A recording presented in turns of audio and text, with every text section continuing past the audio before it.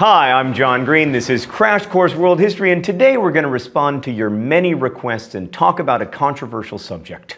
War. So here at Crash Course, we're really not that into the history of war, partly because we feel it's been discussed well elsewhere, and partly because we haven't really figured out a way to tackle it. Mr. Green, no. That's all history is. It's a series of wars. Well, me from the past, I can certainly see why you would think that, because that's how many history classes are organized, but in fact, I don't think that history is primarily about war. But I mean, humans find all kinds of ways to die. Like, you could teach a whole Crash Course World History on smallpox. In fact, we kind of did that last week. Ultimately, I find cooperation and trade more interesting than the violent and destructive aspects of world history, because I think they probably ultimately matter more, but I do have to admit that war is a pretty big deal in world history, so we'd better spend some time talking about it, at least in the abstract.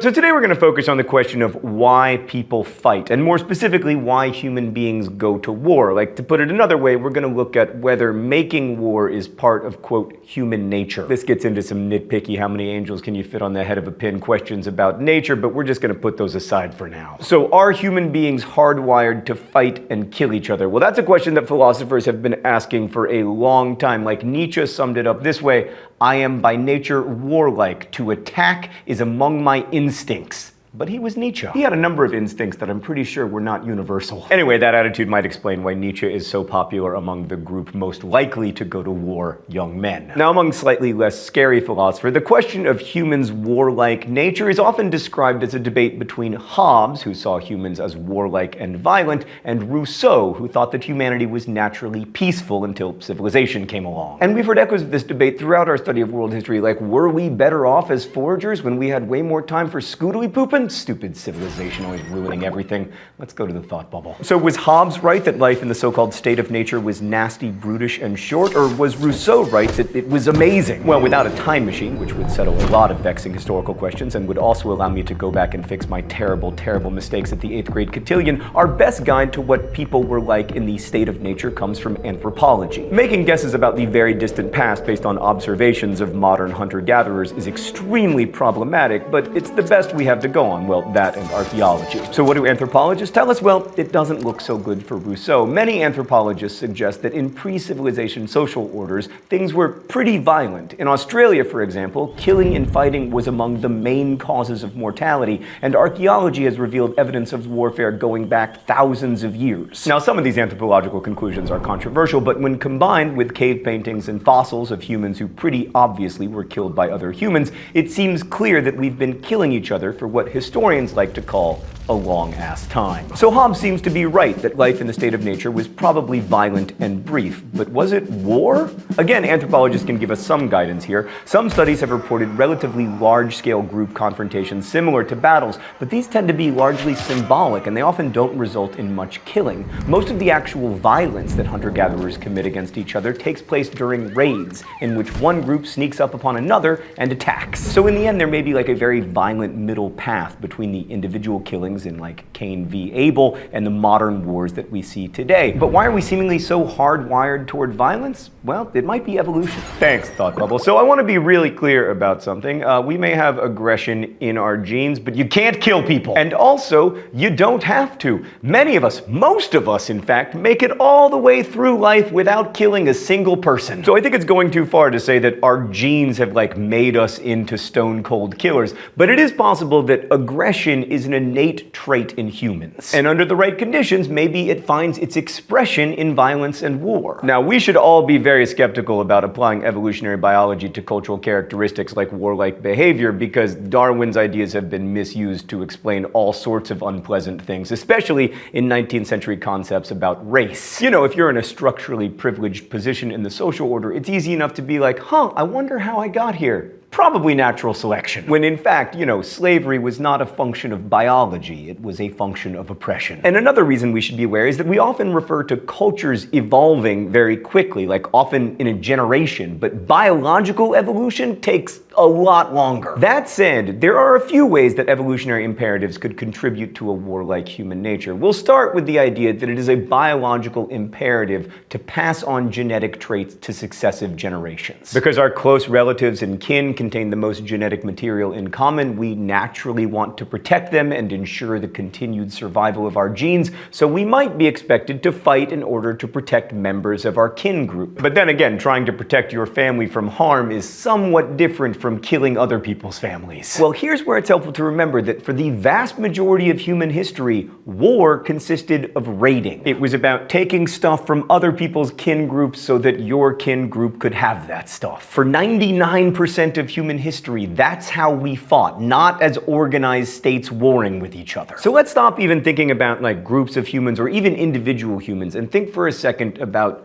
genes. Insofar as genes want anything, they want to go on. Life wishes to continue. And for those human genes to go on, they needed humans to go on, and for that, we need two resources: food and sex, both of which could be quite scarce in the many millennia before we settled down into agricultural-based societies. It occurs to me they're also quite scarce in most American high schools, unless you consider Cheetos food. So you can easily see how the competition for these two resources could become violent and might provide an evolutionary explanation for war. Like skill in fighting meant more access to food in the form of better hunting grounds, it also meant more food because you were better at fighting the food too. And there's a more horrifying aspect to this as well, which is that in many of these raids, women were the principal goal. They were to be acquired. Also, as we know from the Odyssey, fighting has a tendency to breed more fighting. Like, you kill my friend, it makes it more likely that I'm going to kill you. I'm not going to kill you, but seriously, don't kill any of my friends. We see a bit of this phenomenon in a description of intertribal warfare among North American Plains Indians. In an atmosphere charged with intertribal distrust, even an imagined slight by an outsider could lead to retaliation against other members of his tribe. It was much easier to start a war than to end one. And as you may have noticed, that's still true today. But okay, if war was a response to scarce resources, why do we have wars now? Resources are relatively easy to acquire. Well, that's a complicated question, and we're going to talk next week about how war may actually have contributed to civilization and proven socially useful by helping us create kingdoms and states. But another way to examine the question of why we fight is to examine what soldiers have said about why they fight. So here's one such voice, although I want to be clear that there are millions of them. Karl Marlantes was a Marine lieutenant in Vietnam who wrote about his experience in the novel Matterhorn and a memoir called What It Is Like to Go to War. That book includes a number of uncomfortable revelations about the way soldiers often think and feel about war. For one thing, Marlantes tells us that soldiers achieve a sense of transcendence through fighting by becoming part of something bigger than themselves. Also, he says, there is a deep, savage joy in destruction, a joy that goes beyond ego enhancement. Now, today's soldiers rarely fight for food or mates, but they do fight for each other. And not wanting to let your comrades down, feeling loyal to the group, those are powerful motivators. More viscerally, fighting is exciting to humans. It gets the adrenaline pumping. According to Marlantes, combat is the crack cocaine of all excitement highs. Neither of those things sound at all fun to me, but I guess we're all wired differently. So what do we do with the fact that for many of us, there is joy and power in killing? How do we respond when a former pilot tells us, as he whispered to Marlantes,